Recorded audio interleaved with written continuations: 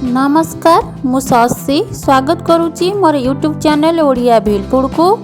आज रेसिपी शिला माछर झाल प्रस्तुत करने सहज सरल उपाय रे। प्रथमे आधा केजी शिला माछ को भल भाव धोई सफा करी नेइची। सेथिरे स्वाद अनुसार लुण पकाइबा एवं हळदी गुंड पकाइबा। ताकू भल भाव हाथर टिके मिसाई नेबा मिक्स करी नेबा। शिला माछटी खाइबा को भल टेस्ट लगी थाए, मीठा लगी थाए। छोट पिला माने भी खाई परिबे, बेसी कंटा न थाए।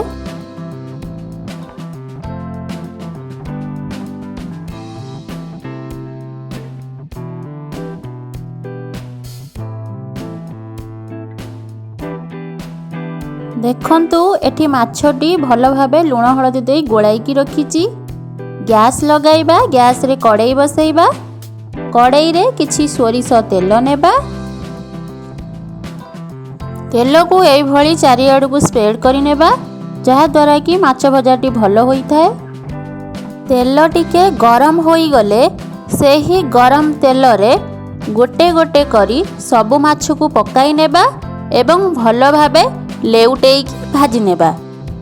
प्रथम बैच रे कड़ाई रे जेतिकी धरिबो सेतिकी माछ को देई भल भाबे लेउटेई की लाल लाल करिकी माछ को भाजी नेबा।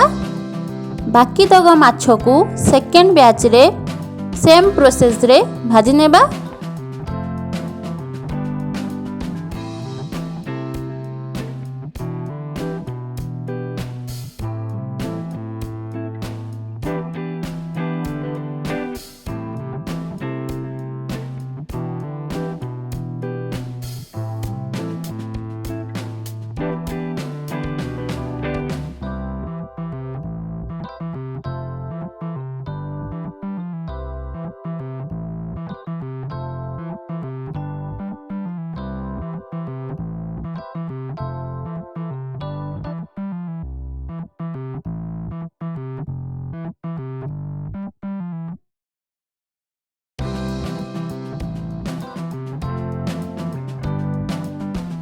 एही भली भाबे सबु माछ को भाजी रेडी करी नेबा। एबे कड़ाई रे तेल देबा। तेल टिके गरम होई गले सेथिरे आधा चमच पंच फुटण दे दबा। फुटण टिके फुटी गले मु एठी 2 मुंडा रसुण रो कोला को, 1 चामच जीरा, 2 चामच सोरिष को ग्राइंडिंग करी रखिथिली। सेही मसाला को एही तेल मध्य रे पकाई नेबा एवं भल भाबे टिके मिक्स करी नेबा। तापरे एही मसाला रे आधा चामच काश्मीरी लंका गुंड दे देबा एवं आधा चामच बा चामचे जेतिकी राग आपणकर दरकार सेही अनुजाई लंका गुंड दे देबा। तापरे मु एठी 2-3टी कंचा लंका को नेइची। आपण चाहिले फास्ट रु नै पारंती। फास्ट रु नेले टिके फटेई की नेबे, एबे नेले गोटा नै पारंती। तापरे मु एठी 3टी टमाटो को काटी रखिथिली। सेही टमाटो को पकाई नेबा एवं आधा चामच हळदी पकाई नेबा।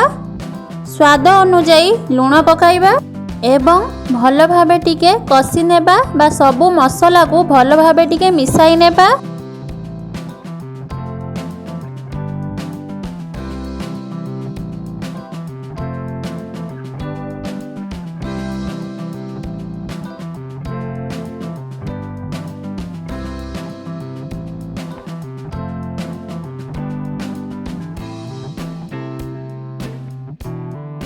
देखंतु सोरिष मसाला जेहेतु बेसी कसिबेनी एही भली रखिबे।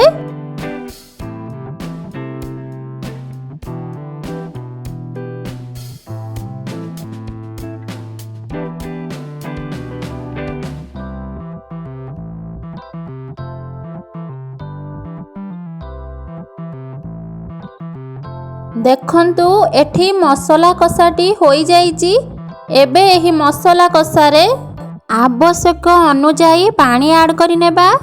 आपणकर जेतिकी आवश्यक पानी आपण सेतिकी ऐड करि नेबे एवं पानी देई सारला परे भल भाबे गोळाई नेबा एवं तरकारीटी को फुटिबा को छाड़िबा। तरकारीटी फुटी गले आगरू भाजी रखिथिबा माछ भजा को तरकारी मध्य रे पकाई नेबा।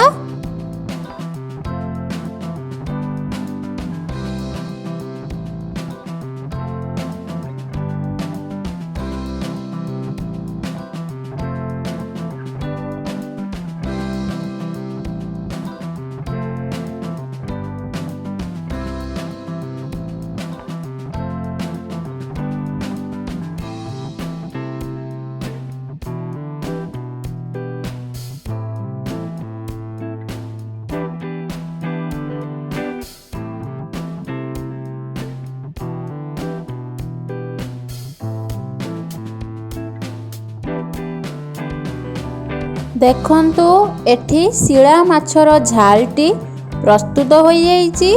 ଖୁବ୍ କମ୍ ସମୟ ମଧ୍ୟରେ ଶିଳା ମାଛର ଝାଲଟି ପ୍ରସ୍ତୁତ ହୋଇଗଲା। ଏବେ ଏହି ମାଛ ଝାଲଟିକୁ ଗୋଟେ ପ୍ଲେଟ୍ ମଧ୍ୟକୁ ବାହାର କରିନେବା। ଏବେ ଏହି ଶିଳା ମାଛର ଝାଲଟି ଖାଇବା ପାଇଁ ପୁରା ରେଡ଼ି ହୋଇଯାଇଛି। ଆପଣମାନେ ବି ଏହିଭଳି ପ୍ରୋସେସ୍ରେ ଘରେ ନିହାତି ଥରେ ଟ୍ରାଏ କରନ୍ତୁ। ମୋ ଭିଡ଼ିଓଟିକୁ ଫାଷ୍ଟରୁ ଲାଷ୍ଟ ଯାଏଁ ଦେଖନ୍ତୁ। ଭଲ ଲାଗିଲେ ଲାଇକ୍, ସେୟାର, ସବସ୍କ୍ରାଇବ୍ କରନ୍ତୁ। Thank you.